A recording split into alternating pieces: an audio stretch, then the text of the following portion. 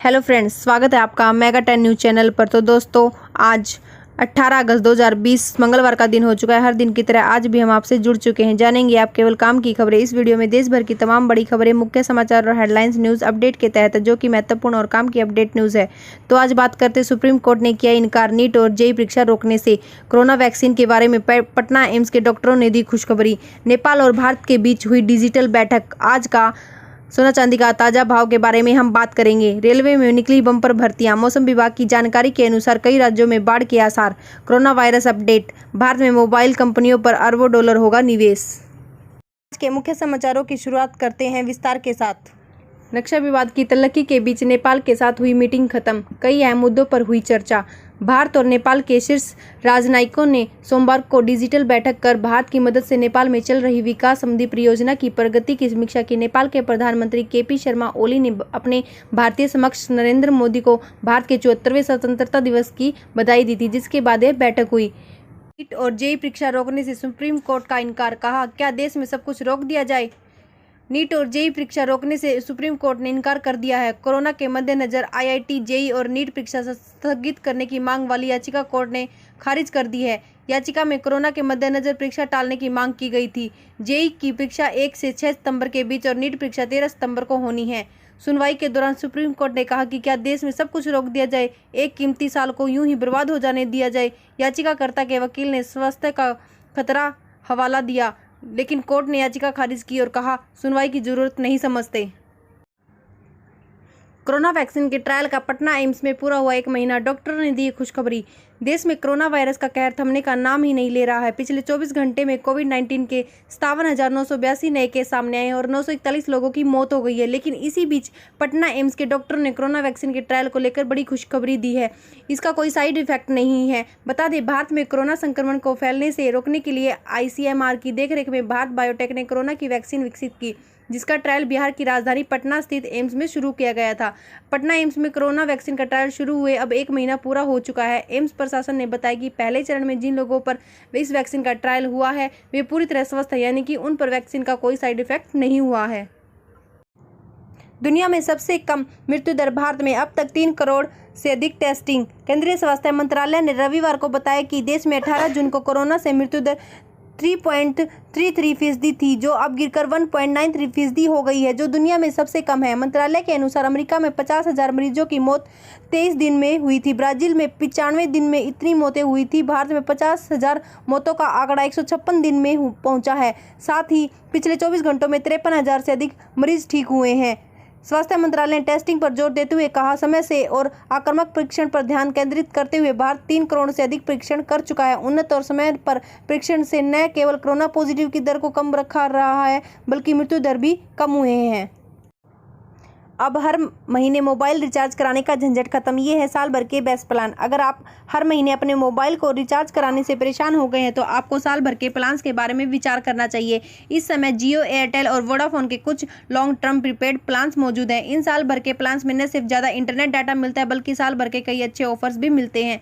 रिलायंस जियो का 2,121 रुपये का प्लान है। यह प्लान केवल 336 दिनों की वैलिडिटी के साथ आता है। इसमें रोजाना 1.5 GB इंटरनेट डाटा मिलता है, 100 SMS। जियो से जियो नेटवर्क पर unlimited calling, 12,000 FUC minutes.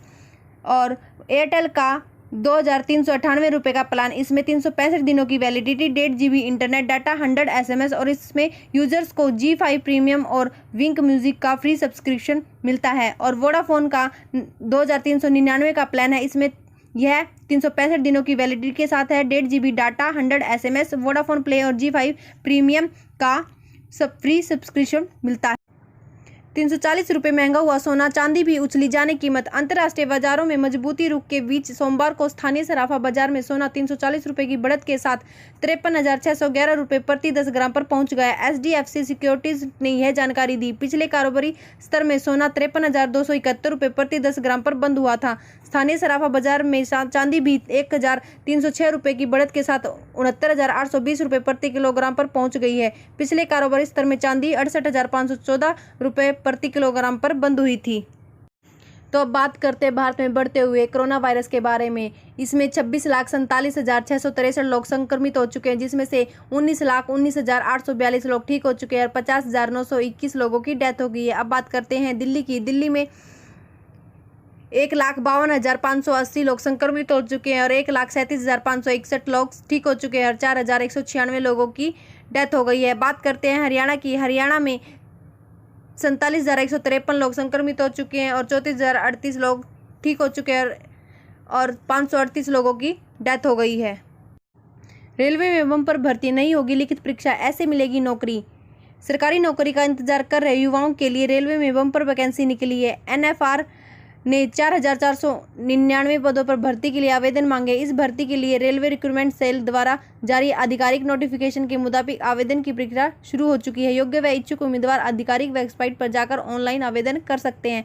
NFR RRC recruitment 2020 के लिए आवेदन करने का डायरेक्ट लिंक खबर में अंत में दिया गया है। इस भर्ती के लिए किसी प्रकार की लिखित परीक्षा नहीं ली जाएगी, बल्कि उम्मीदवारों का चयन 10वीं के मार्क्स के आधार पर किया जाएगा। ऑनलाइन आवेदन की शुरुआत 16 अगस्त 2020। ऑनलाइन आवेदन करने की आखिरी तारीख 15 सितंबर 2020। इसी भर्ती के आवेदन कर रहे युवाओं का किसी भी मान्यता प्राप्त संस्थान या बोर्ड से 10वीं की परीक्षा कम से कम 50% अंकों के साथ पास होना अनिवार्य है। साथ ही संबंधित ट्रेड से ITI भी होनी चाहिए। 18, 19 और 20 अगस्त को इन राज्यों में भारी से बहुत भारी बारिश की आशंका। मौसम विभाग IMD ने जताया बाढ़ का खतरा।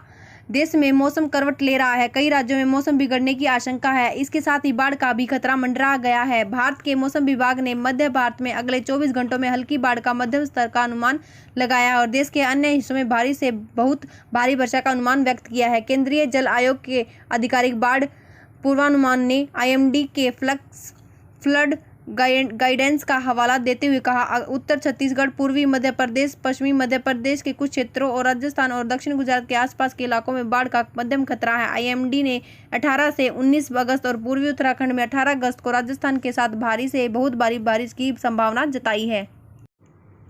चीन को झटका। भारत में फैक्ट्रियां लगाएंगी 24 मोबाइल कंपनियां, अरबों डॉलर का होगा निवेश। भारत और चीन के बीच चल रहे सीमा विवाद और उसे लेकर चीन के अड़ियल रवैये का खामियाजा उसे व्यापारिक दृष्टि से भुगतना पड़ रहा है। चीन से अपना कारोबार समेट रही कंपनियों को आकर्षित करने के लिए भारत की ओर से किए गए प्रोत्साहन योजना के ऐलान का असर अब दिख रहा है। ब्लूमबर्ग की एक रिपोर्ट के अनुसार दिग्गज मोबाइल निर्माता कंपनी सैमसंग और एप्पल जैसी करीब 2 दर्जन कंपनियां भारत में निवेश को लेकर रुचि दिखा रही है। इन कंपनियों की ओर से भारत में मोबाइल फोन फैक्ट्री लगाने के लिए करीब 1.5 अरब डॉलर का निवेश किए जाने की उम्मीद है। रिपोर्ट के अनुसार सैमसंग और एप्पल के अलावा फॉक्सकॉन, विस्ट्रॉन कॉर्प और पेगाट्रॉन जैसी कंपनियां भी शामिल हैं। तो दोस्तों, आज का यह मुख्य समाचारों का वीडियो यहीं पर समाप्त करते हैं। आपको मेरा चैनल अच्छा लगा हो तो कमेंट जरूर करना। इस चैनल को लाइक और शेयर भी ज़्यादा से ज़्यादा करें। मेरे इस चैनल को सब्सक्राइब करें और सब्सक्राइब करने के बाद बेल आइकन को दबाएं, जिससे न्यूज़ अपडेट नोटिफिकेशन आपको टाइम से मिल सके।